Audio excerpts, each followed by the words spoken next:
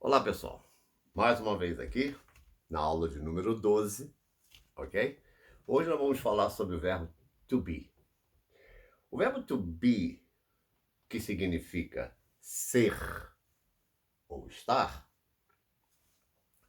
ele é um verbo um tanto quanto, vamos assim dizer, usado diferentemente dentro da nossa língua. O verbo to be significa ser ou estar, mas em nossa língua, a língua portuguesa, seja ela no Brasil, seja ela em Portugal, seja em Angola, toda língua que é falada em português, nós utilizamos essa mesma maneira de falar. Obviamente eu vou mostrar daqui a pouco. Mas antes vamos aprender o que vem a ser o verbo to be e como se conjuga ele. O verbo to be, ele se conjuga da seguinte forma. I am, you are, he, she, it is. Você pode ver que isso é o mesmo, tá? He, she, it is. We, you and they are. Ok? Então, na conjugação do verbo to be, você tem o I am, você tem o you are. Apesar desse you are aqui ser o mesmo desse daqui, esse aqui é singular e esse aqui é plural. Dentro da tradução, ele soa assim: eu sou, você, ele, ela, ou ele ou ela é, que aí é o caso do is, e o I do is. Nós somos, vocês, eles ou elas são. Ou estar. Eu estou, você, ele ou ela está, nós estamos, vocês, eles ou elas estão. Bom, muito bem. O verbo ser, ele gera uma definição e uma coisa mais definitiva. Enquanto que o verbo estar é mais temporário, tá? Então, vamos dizer da seguinte forma. Vou mostrar uma frase para vocês aqui, ó. Por exemplo, eu sou feliz e eu estou feliz. Então você pode ver que no português nós dizemos o seguinte, que eu sou feliz ou eu estou feliz. O fato de eu ser feliz não significa que eu esteja feliz. E o fato de eu estar feliz não significa que eu sou feliz ou que eu seja feliz. Deu para entender a diferença? Mas no inglês é uma só. I am happy. Lógico que vai depender do restante da frase para vocês entenderem por que se usa I am happy. Por exemplo, posso dizer I am happy now, o que significa que eu estou feliz agora. Aí é temporário, é provisório. E I am happy, eu sou feliz. Significa que eu sou uma pessoa feliz o tempo inteiro. Entendeu? Não significa que eu esteja feliz no momento. De repente eu posso estar triste por alguma coisa que aconteceu. Mas mesmo assim eu sou feliz. Então isso é ser. E eu estou feliz significa provisório, temporário, algo que está acontecendo naquele momento ou que gera a consequência daquele momento. Deu para entender? Mas no inglês é um só. I am happy. Outra coisa, ele é bonito. E ele está bonito. Muita gente fala he is beautiful, o que não é correto. Porque bonito para homem não é beautiful, é handsome. Handsome. Ou seja, de alguma mão. Todo mundo quer pegar. Entendeu? Por isso que é handsome, de alguma mão. Todo mundo quer pegar. Então, ele é bonito. Handsome. Agora, ele está bonito, aí é diferente. Aí é o estado que ele está. Aí é he is beautiful. Aí é o fato dele estar bonito e não dele ser bonito. Porque se ele é bonito, de ser, ele passa a ser handsome. A mulher é o contrário. A mulher, ela é bonita ou ela está bonita. Tanto faz ela é, ou seja, ou ela está, ou esteja, ela é bonita. She is beautiful. And that's it. Ok? Para o homem é diferente. Nós não falamos ele é beautiful. Ok? Podemos até dizer, em último caso, tá? As pessoas vão entender. Mas o correto é dizer handsome e não beautiful. nós somos imunes, ou seja, we are immune. Lembre-se que imunes aqui é plural, mas adjetivo no inglês não tem S, lembra? Não tem plural. E, portanto, é só we are immune. Nós estamos cansados, so we are tired. We are tired. So that means nós estamos cansados. Então, essa seria a primeira parte do verbo to be nas afirmativas, quando você afirma que você é ou que você está. Já nas interrogativas, ocorre o seguinte. O verbo to be, quando ele faz a interrogativa, ele não precisa de auxiliares para fazer a pergunta conforme eu vou ensinar em outras aulas, tá? O uso dos auxiliares, etc. O verbo to be, o verbo to can e alguns outros verbos anômalos ou defectivos, podemos chamar assim, eles não precisam de auxiliares. Então, neste caso, quando se faz uma pergunta em inglês, ele inverte com o sujeito. Então, veja bem, quando eu digo o seguinte, am I, ou seja, sou eu, a gente não vai dizer sou eu, a gente diz eu sou, né? Então, are you, você é ou você está, are you, is he, is she, is it, ou seja, ele é ou ele está, ela está ou ele está, ou ele ou ela está, aquela entonação de pergunta. Are we, nós somos, are we, are you, are they. Então, are we Brazilian? Nós somos brasileiros? Are we Brazilian? Nós somos brasileiros? Então não pode dizer we are Brazilian, isso é afirmativo. Na interrogativa você tem que inverter o verbo to be para fazer a pergunta e usando a entonação.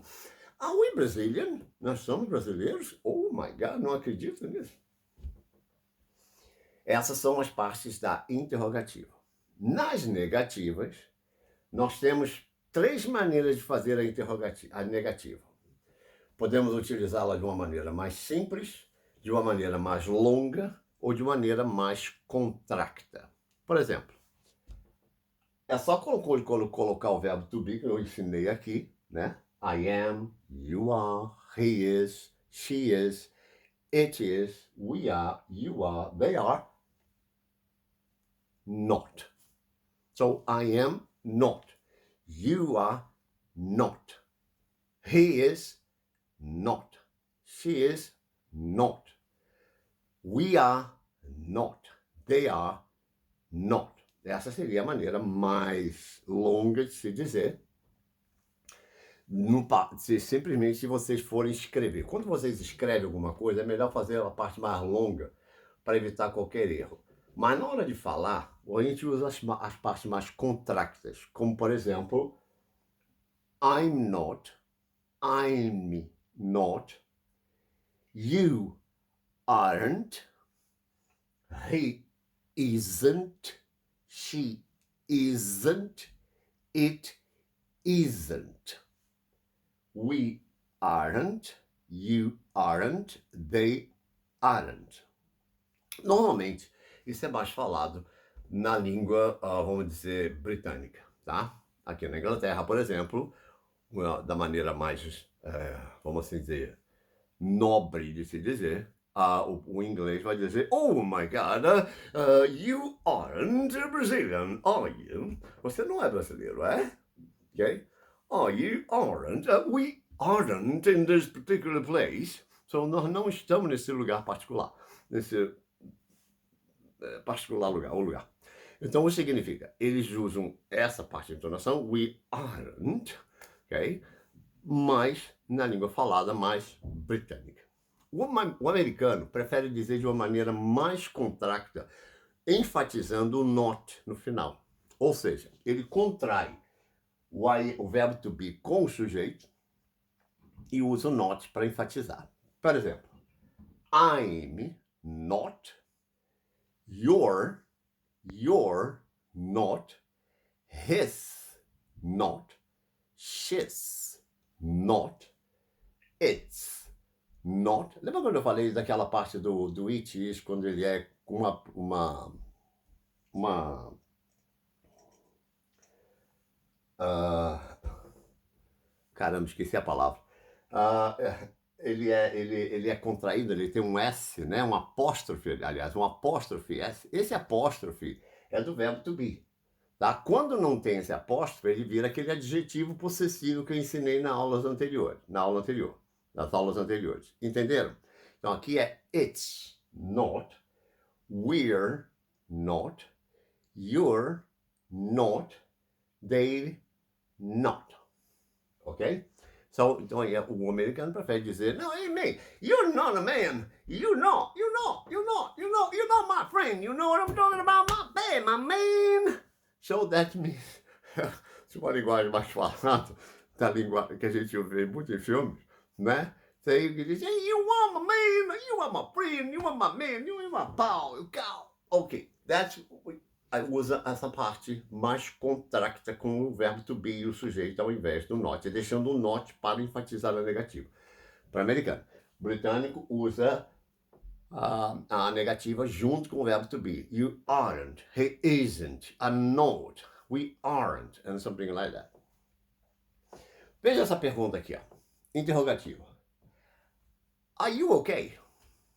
So, are you okay? Você tá bem? Are you okay? Are you Bob? Are you Bob? Você é Bob? Are you Bob? Are you? Tá? Então, não are. A gente não diz are, a gente diz are. Are, o ar que você respira. Então, are you Bob? Are you Bob? Você é o Bob? Oh my God, nice to meet you. Okay? You're not okay. You are not. You are not okay. Você não tá bem.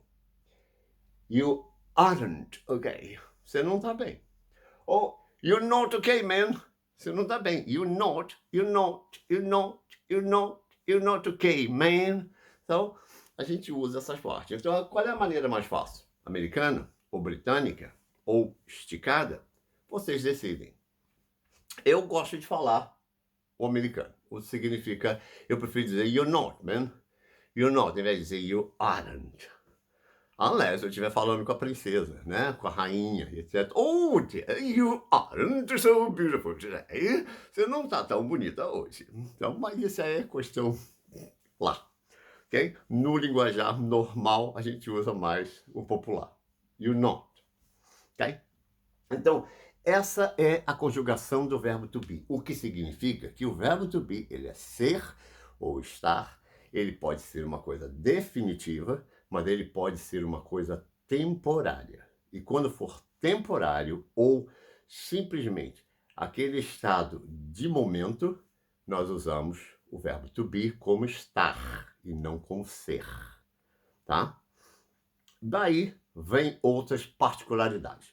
Mas para isso eu vou explicar para vocês, talvez, vou tentar ver se eu continuo nessa aula. Caso eu não consiga, eu dou ela em outra aula. Vamos ver, tá? Daqui a pouco eu volto. Bom, no caso do verbo to be, ele tem uma outra colocação. Ele pode ser chamado de, por exemplo, pode ser traduzido como verbo ter, ao invés de ser. Nós fazemos isso no português o tempo inteiro. Apesar de nós termos o verbo to have, que é verbo ter, de posse, ou seja, gerando posse, você usa o verbo to have. Mas gerando outra conotação, você não pode usar o verbo to have, você tem que usar o verbo to be. O verbo to have em português, ele é largamente usado, aparecendo muito em expressões do nosso cotidiano, tá, por exemplo, assumindo um papel idiomático, ok? O verbo to have em inglês, nesse caso, verbo to have em inglês, ele é de uso mais restrito, ou seja, ele não aparece muito em expressões idiomáticas. O verbo to be, por outro lado, já cobre em inglês uma parte mais restrita, ou seja, uma grande área de significado aparecendo apenas em expressões do nosso dia a dia, de forma semelhante com o verbo to have, ou ter, em português. que muitas vezes nós utilizamos erradamente. Por exemplo, quantos anos você tem? Tem. Isso não é posse, tá? Isso não é posse. Quantos anos você tem? Isso é a nossa maneira da língua portuguesa ou da linguagem portuguesa se expressar. Quantos anos você tem? Mas tem não é posse. E, portanto, eu não comprei ela em algum lugar, tá? Porque se você... Quantos anos você tem? Ah, eu tenho 20 anos. Então, eu tenho 20 anos. Quer dizer, você comprou, né? Se você fala assim, I have 20 years old, significa que eu comprei ela. Então me diz onde é que você comprou, que eu vou vender os meus 65 e vou comprar esses 20, que é me durar mais. Você está entendendo? Então isso não é uma posse. Isso é um estado de ser, tá? Eu, por exemplo, eu me sinto com 35 anos, 40 anos, no entanto eu tenho 65. O que significa que eu sou e não eu estou com 25, com 65 anos, não significa que eu sou velho, significa que eu estou numa idade de experiência, vamos assim dizer, ok? Então, por exemplo, quantos anos você tem? O correto na língua portuguesa é com quantos anos você está, tá? Que seria o mais correto. Quantos anos você está agora? Ah, eu estou com 20 anos. Então, I am 20 years old. I am 20 years old. Eu estou com 20 anos de idade. Por isso é uma parte temporária. Daqui a pouco você tem 21, daqui a pouco você tem 30, daqui a pouco você tem temporário. Então, eu estou com 20 anos de idade, não eu sou. Tá? E muito menos eu dizer I have. I have, impossível você dizer. I have 20 years old. E aí eu tenho. Ah, tá, legal. Quando você comprou? Me diz que eu vou lá, eu vou vender os meus e comprar outro. Você tá entendendo? Então, cuidado com essa colocação. É I am 20 years old e não I have 20 years old. Quando você faz uma pergunta, eu disse que o verbo to be inverte. Então, veja bem. Are you sure? Are you sure? Você tem certeza? Você tem certeza? Are you sure? Aí ele responde, I am sure. Aí volta para o lugar outra vez. I am sure. Eu estou certo. Eu estou certo. Então, I am sure. Eu tenho certeza. Não tem nada a ver com o verbo ter. Significa com o verbo eu estou certo. Ou seja, no momento eu estou com a certeza de alguma coisa. Temporário. Então, mas não tenho. A gente traduz como eu tenho na nossa língua, que fica muito mais bonito. Tá? Mas no inglês, não. I am sure. Eu tenho certeza. Eu tenho certeza. E muitas vezes a gente omite o sujeito como diz, não, tenho certeza. Tenho certeza. Tá? Mas quem é que tem certeza? Eu. Então, como a gente está dizendo tenho, devido à conjugação verbal nossa em português, nós omitimos o eu. Mas no inglês, você não pode omitir o sujeito. Porque o verbo no inglês ele é igual para todas as conjugações, como vocês irão ver depois. Então, se você não põe o sujeito, eu não sei de quem que você está falando. Entendeu o que eu quero dizer? Então, ele obrigatoriamente você tem que colocar o sujeito. Então, por exemplo, I am sure, eu tenho certeza. Não tive culpa disso. Isso é um passado. Tá? O passado do verbo to be eu was, que depois eu passo para vocês no outro lado. Então, sorry. It wasn't my fault. Ou seja, não foi minha culpa. Não foi minha culpa. E não, eu não tive culpa, ok? Não é posse. Então, isso não foi. Essa situação não foi minha culpa. Então, it wasn't my fault. Mas a gente vai dizer, eu não tive culpa disso. Aqui já é uma interjeição, tá? Onde a gente diz uma pessoa, tenha cuidado, tenha cuidado. Então, no inglês sai como seja cuidadoso. Seja cuidadoso. Então, be careful. Be careful. Que quer dizer, tenha cuidado. Ou seja, seja cuidadoso. Está entendendo como é que funciona o verbo to be e não com o verbo to have? Aqui, como outras perguntas, como eu gostaria de mostrar para vocês, é o seguinte, olha. Como vai você? Essa é uma pergunta um tanto quanto errônea na nossa língua, né? Porque nós dizemos, como vai você? Se eu tiver que responder isso, não, eu vou de ônibus. Ou eu vou pegar um trem ali, ou então eu vou de carro, ou eu vou a pé. Então, como vai você? O correto em nossa língua seria dizer como está você, ou como você está. Então, how are you? É uma maneira de dizerem. Outras maneiras de dizerem também é você utilizar isso. How are you doing? Isso é mais ou menos americano. How you doing, man? How you doing? Como é que você está indo, man? Como é que você vai? How you doing, man? Okay? How are you doing? How are you doing? How are you? É como está. Geralmente a gente quer saber como é que a pessoa está de momento, como é que está de saúde, como é que está bem. How are you? Como você está? How are you? How you doing é mais utilizado. Como é que você está passando? O que você está acontecendo? How you doing? Tá? Então, ao invés de dizer how are you, que é mais usado especificamente para uma situação de saúde ou coisa parecida, a gente usa o how you doing. How's it going? Já é uma outra expressão de aí, como é que tá indo tudo aí? Como é que tá? Já não é a pessoa, é a situação em si. How's it going? How is it going? Como está indo tudo, tá? E outra coisa é a expressão mais comum de nós, ou dos adolescentes, né? Onde ele, e aí, man, what's up? What's up? What's up, man? What's up? E aí, meu irmão? E aí? E aí? E aí, meu irmão? What's up? Então, ok? Ou simplesmente, às vezes, fala up na forma contraída. O americano inventa um monte de coisa. Então, what's up? Já quando eu falo, você tem um carro, eu já estou querendo saber de posse. Então, nesse caso, eu vou ter que utilizar quem? Do you have a car? Do you have a car? Você tem um carro? Você pode dizer, do you have a car ou do you have a car? Não vai fazer muita diferença na hora de você falar. Principalmente se falar rápido. Do you have a car? Do you have a car? Do you have a car? Okay? Ou o correto seria do you a, né? Do you have a car? Você tem irmãos? So, do you have siblings? Siblings é irmãos quando você não generaliza, quando você não define se é brothers, irmãos homens, ou sisters, irmãs mulheres. Então, nesse caso, quando você gera o integral sobre irmãos e irmãs, nós usamos siblings, ao invés de dizer brothers and sisters, que aí nós estamos especificando, tá? Mas generalizando, a gente diz siblings. Do you have siblings? Você tem irmãos? Okay? Do you have brothers? Você tem irmãos homens? Do you have sisters? Você tem irmãs mulheres? Tá? Então, nessa colocação, do you have? Depois eu explico o porquê do numa outra aula, mas o have aqui aparece como posse, tá? E no verbo to be aqui, ele aparece como um estado e não como posse, tá? Então, eu tenho 20 anos, I had 20 years, é impossível dizer. Alright?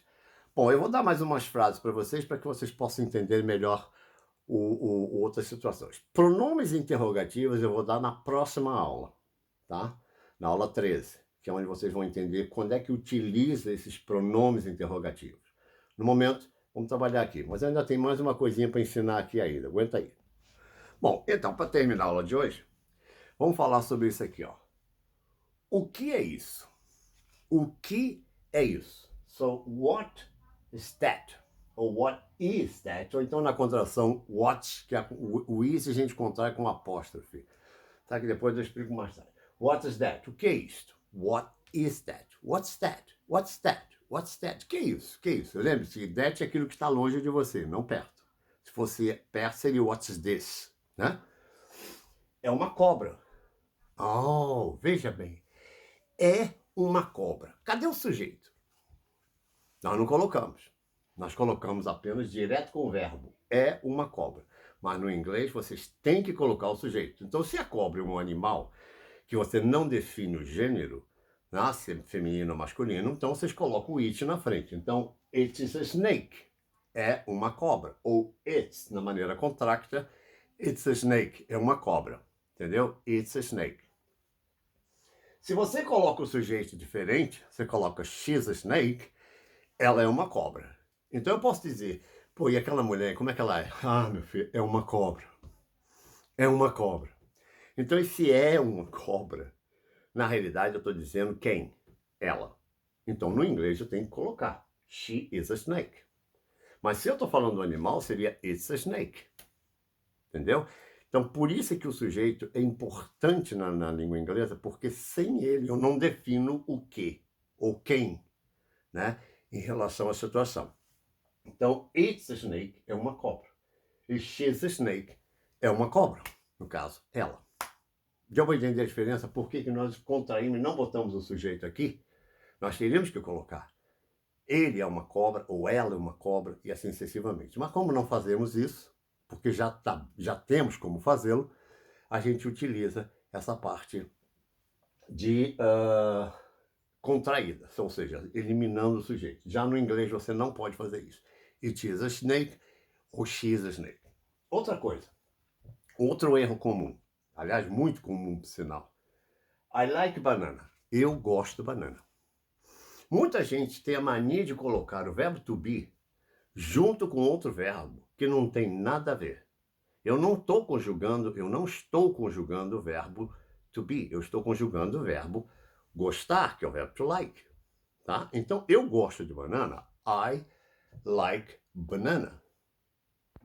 Ok? Então, I like banana significa que eu gosto de banana. Agora, muita gente prefere colocar I'm like banana. I'm like banana. Então, coloque esse I'm antes do verbo principal e acaba surgindo uma nova tradução, como por exemplo, gosto banana, sou esquisito, né? Gosto banana. Ou eu sou como banana. Então você pode inclusive determinar eu sou como banana, né? Rígido de um lado, soft do outro. Então eu sou como banana. Então eu estou comparando. Aí você pode utilizar o verbo to be, mas o verbo like aqui, ele não soa como o verbo gostar. Ele soa como uma conjunção. Gostar, como, ok? E muitas vezes até como preposição. Então, isso é outra história. Então o correto é dizer I like banana e não I'm like banana. Então toma muito cuidado quando vocês conjugarem um verbo, verifica qual é o verbo principal. Se não é o verbo to be ou se é um verbo diferente. Eu gosto, eu como, eu digo, eu faço. Você está conjugando o verbo da situação e não o verbo subir, ser ou estar. Caso contrário, ela fica completamente estranha no ouvido de quem escuta vocês falarem. Então, I like banana e não I'm like banana. Cuidado com isso, ok? Bom, essa é a conjugação. A aula durou um pouquinho mais tempo hoje, durou 27 minutos, 28 minutos. E procurem ouvir essa aula quantas vezes for necessário. Pratiquem o máximo que vocês puderem, tá? E entendam que o verbo to be, ele é, às vezes, usado em outras situações. Como, por exemplo, nos presentes contínuos, quando eu for explicar para vocês, quando, por exemplo, eu estou comendo, isso é temporário, tá? Eu estou comendo. Eu vou ter que usar o verbo to be, mais o outro verbo com o ando, and e o indo. Mas isso é um outro verbo quando eu for ensinar para vocês o presente contínuo, vocês vão entender. Mas, principalmente, no momento vocês têm que entender como é que é o verbo to be. O verbo to be, apesar de ele ser um verbo, vamos assim dizer, ele gera uma adição às pessoas, tá? As pessoas ficam conectadas com o verbo to be de tal forma que acabam usando ele junto com outros verbos, o que não é o caso. Eu gosto de banana, I like banana e não I'm like banana. Entenderam como é que é? Obrigado por vocês terem assistido às aulas de hoje. E não esqueça, a próxima aula que eu vou ensinar para vocês é pronomes interrogativos. E aí vocês vão entender o porquê de alguns pronomes interrogativos e quando é que utiliza esses auxiliares e até mesmo os verbos to be e outros verbos com os interrogativos. Mas primeiro vamos falar sobre os pronomes interrogativos e depois eu passo algumas frases para vocês. Entendeu? Obrigado pelo dia de hoje. Meia hora é complicado, mas tudo bem. Foi longo demais, mas é importante para vocês entenderem, ok? Um abraço para todos e a gente se vê na próxima aula. Bye, bye!